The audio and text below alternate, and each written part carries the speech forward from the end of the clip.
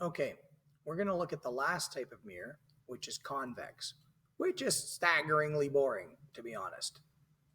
1, 2, 3.5. We find our focus. Now we're going to put an object on the outside of this convex mirror. So the object will be out here somewhere, and this is going to be our store security mirror. Again, make your object as high as my grid lines. It makes it easier for you. And here's the problem. We can obviously go in parallel, but how can we go in through the focus and go in through the center when we can't reach there? There's simply no way for a beam of light to do that. Mr. Padiachi, call extension 258, please. Mr. Padiachi, call 258. I give up. This is the fourth time I've tried to record this. I'm not starting again. We've already begun. Okay, if you were inside the circle, you could kick this way, and that ball would come straight back. That's pretty obvious. That also means if you were outside the circle and you kick straight in, it would come back. So let's make that clear. Whether you were coming this way at the circular wall or you were coming this way, either way, you hit this wall at 90 degrees, and that means straight on, so it will come straight back. This is how I nearly put an eye out as a child, by throwing a steel rod like it was a javelin towards my dad's wheelbarrow, and it hit the tire and literally came right back at my eye, and I ducked. And that's a true story. So let's clear this off again. So again, this is all about trajectory, not about does it actually go through these spots. So if a beam of light heads into this mirror like it was going to reach the center, which means it went this way, but never actually crossed to the backside of the mirror. So here's the real light. We are tracking it on its way to the center, but it's going to bounce off the mirror right away. So in through the center, out through the center is still possible on this mirror. Now, the next one would be, what happens if we try to go through the focus? Well, again, we cannot reach the focus. And this is the most obnoxious ray of all. I'm going to switch to a very pale gray. This is the way we're hoping the light would go. Okay? But it can never actually reach the focus. It just goes on the correct path to the focus. And you must not draw that part. The only way I can do it on screen is to erase it. I can't draw part way to a destination. So you would go this way, heading for the focus, put a very faint dotted line in here. You'll see why in a second. So what's the real light going to do? The real beam of light was taking off like it was going to this focus, but it only makes it to the mirror here, and then it bounces. In through the focus, you come out parallel. Mr. Feeney, call extension 210, please. Mr. Feeney, call extension 210. Ah, yes, the dulcet tones after school.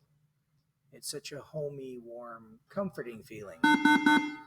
January Farrier, please contact extension 212. January Farrier, extension 212, please.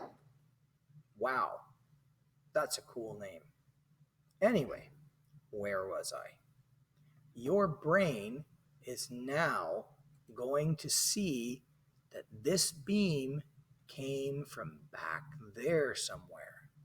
So this one is nasty because the textbook will draw the beam all the way here, reminding you this one was just a direction. This is what it did, and that's the virtual beam. If I left it that way, you would get this mess, and you'd have to realize this pale gray was simply a direction heading, not a beam. And that's why I took it away. So this is what I said about this sucker being nasty. Well, there it is. Scattering, scattering, and your brain will swear it started here. Now, what's the last possibility? And please ignore the hand gesture I just made to illustrate something, because I just realized you can't see my hands. We'll go in straight. Now, this is what I see a lot. Oh, I get it. In parallel, you go through the focus. But you can't, because there is nothing on the right side of the mirror. The light can't go through there. So this whole line right in here doesn't exist. Okay? That's the way it would go. So what we've got here on this side is a virtual trajectory. That's where the light would want to go. But here's what's going to happen. You'll want to go down this way, but take a look at what this mirror is doing. If you kicked a ball straight at a wall like this, it's going to ricochet up. It's actually going to ricochet up. Oh, here goes my color blindness again. Which one of these two tiles matches that color? I can't tell. So let me borrow the color. There we go. I still can't tell whether that color is that one or that one. And that explains the shirts I wear. This will take off like it came from the focus.